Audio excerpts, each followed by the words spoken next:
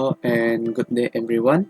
My name is Qyu Ray Joseph Suleiman and today I will be presenting about the demolition works along with my two other friends, which is Mohammad Hariz and also Hazwana Nabila. Okay, so for the definition of demolition work, it is a process of destroying or dismantling a building, use equipment or other method with legal procedure but with the consent of the local authority, and demolition work are referred to demolition standard, and permit should be obtained. Okay, so for factors that affecting demolition, the first one is due to the structure are damaged or the building is planned to be expanded or the building is outdated, nature force or vacant lot to be sold. Okay, and building demolition process, generally there are 4 known process that is involved with demolition process, which is surveying work, removal of hazardous material, safety measures, also the last one is preparation of planning. So for surveying works, there will be study on the structure as well as its surrounding and the sensitivity of the neighborhood. Moving on, for removal of hazardous material such as asbestos or radioactive metals if found at site. And for planning preparation, a plan showing the demolition procedure, sequence as well as adopted method and safety measures. They will identify, assess and control risks. Adjacent building will be notified about the demolition and operators are briefed and equipped. And lastly, public are provided with protection.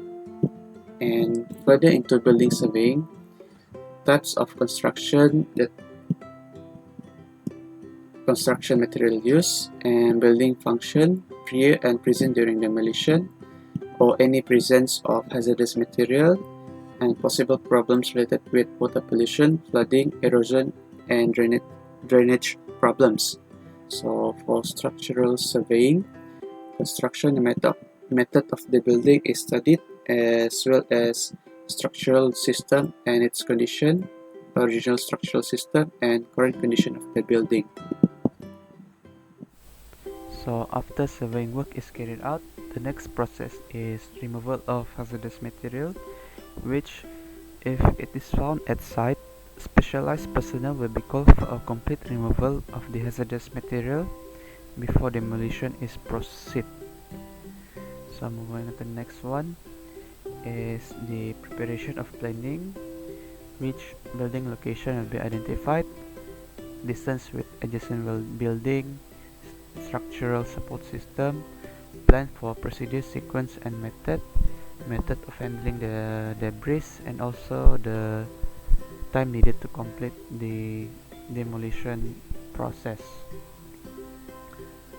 Okay, so for safety measures, which is the last process, all of the site supervisors, engineers will be briefed, and all flammable materials are to be removed from the site unless it is to be used for the demolition, and firefighting appliances are stationed in the demolition site until the whole process is completed, and suitable measures are to be taken against dust, chemical, heat and also noise produced from the demolition process. So the demolition plan. Demolition plan shows the proposed demolished building plan, layout of the building, structure plan, demolition plan, a demolition sequence plan, route of movement, debris handling, and proposed shoring. That is all from me. Hi, I'm Wana. Did you know that method of demolition is divided into two, which is non-explosive method and explosive method? Remember, there are four methods are categorized as non-explosive in demolition. Okay, let's find out more. Firstly, manual demolition. If this method is chosen, you systematically dismantle the building piece by piece, just in the reverse order to construction. The manual method involves the use of handheld tools such as jackhammer, sledgehammer, and picks. Although being time and labor intensive and requiring more protective measures, this method is invaluable as it allows for recycling and reuse of the building material for future projects. Next, wrecking ball. You must know that wrecking ball demolition, or also known as crane and ball demolition, is one of the oldest and common method of building demolition, and it is typically used for concrete and other masonry structures. The wrecking ball weighing up to 13,500 pounds. It is suspended on a cable from a crane or other heavy equipment. The ball is either dropped onto or swung into the structure, simply crushing the building with repeated blows. Wow! Do you excited to know the next method that I use in demolition? Okay, let's go! The next is demolition by machines. What machines are used on a demolition project? Let's find the answer. Whether it be an industrial warehouse or a high-rise block of flats, each demolition project is totally unique. Demolishing its building certainly requires a lot of careful consideration. The way in which a structure is demolished and the machinery that is used is based on several varying factors, including the material used in the construction, its size, the surrounding environment, and the location of the structure. Planning the correct methodology and plan and equipment to use is the key to a successful project. We go through for the fourth method, which is demolition by mechanical. The term mechanical demolition refers to any demolition work that use powered mobile plants such as excavators, cranes, loaders, and bulldozers. It can also involve a mix of hand demolition and mechanical demolition techniques. This process is quicker and requires less workers but involves a high rise of fall from elevated work platform and a risk of crush injuries.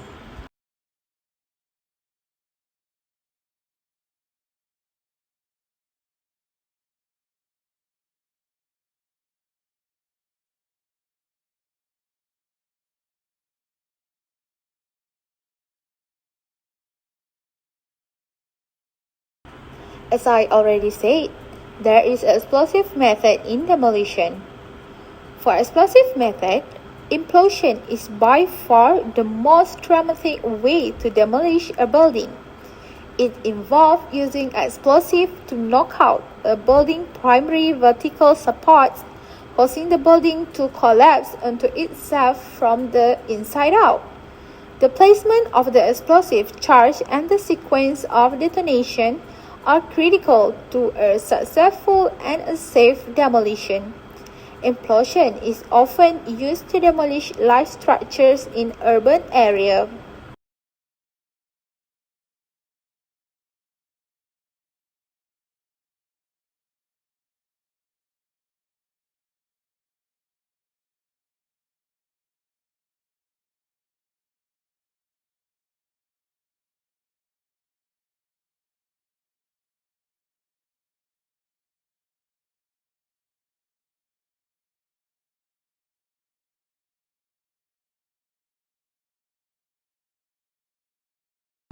There are two ways in explosive method you should know.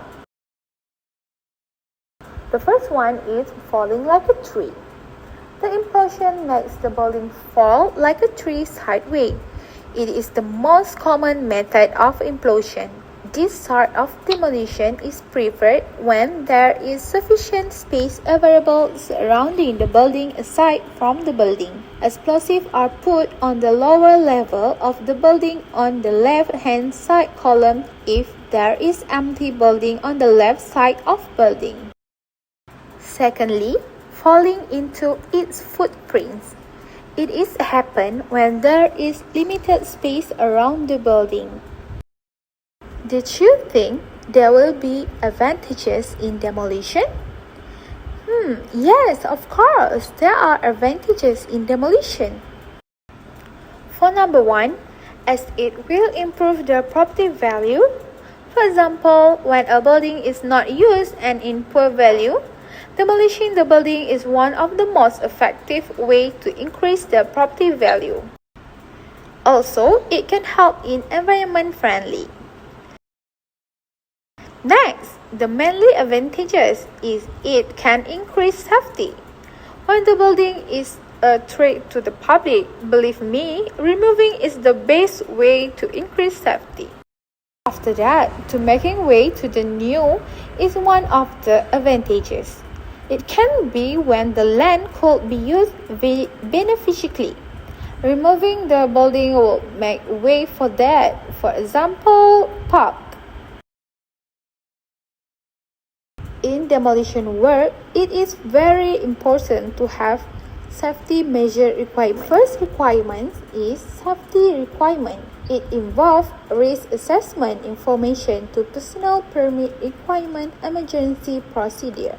Next, environmental requirement. It involves health, safety, and environment legal requirement. Last one is quality assurance. It involves contractual requirement, project quality plan, follow-up, and evaluation to ensure all the tests is complete and evaluate. We must know the challenges in demolition work. In this video, we must know 3 common challenges in demolition work. The first one is heritage conservation law.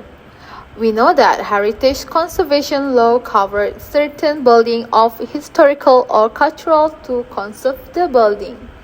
In Malaysia, conservation of heritage building is initiated by the government and private sector. The second challenge in demolition work is surrounding building and structure. The demolition of a building that is attached to or close to adjoining properties necessitates more preparation and coordination. It is possible that the area will not to be evacuated for a short period of time. The third challenge in demolition works is hazardous chemical. Hazardous materials in construction and demolition must be properly managed to avoid fines or environmental liability. Proper management includes identification, accumulation, and disposal. How about the standard guidelines of demolition work?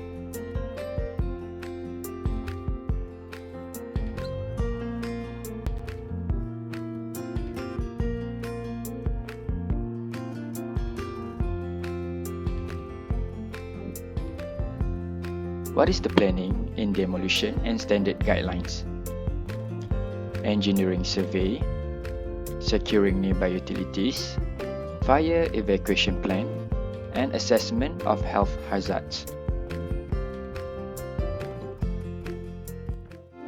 What is meant by protection?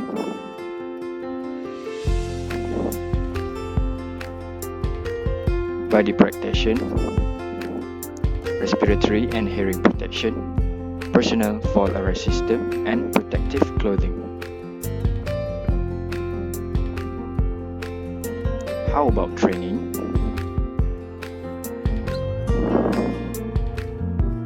It covers an employer must provide a safe workplace, instruct workers to avoid hazards, and give training.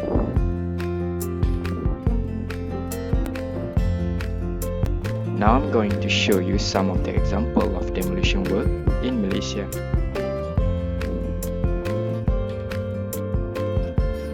Now we are going to take a look into the first method. This is the robotic hacking of Cheras clean room.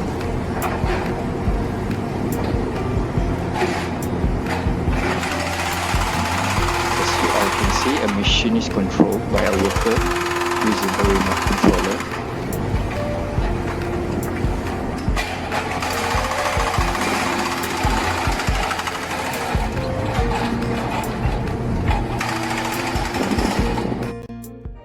Now let us take a look at the demolition process in a two-story house.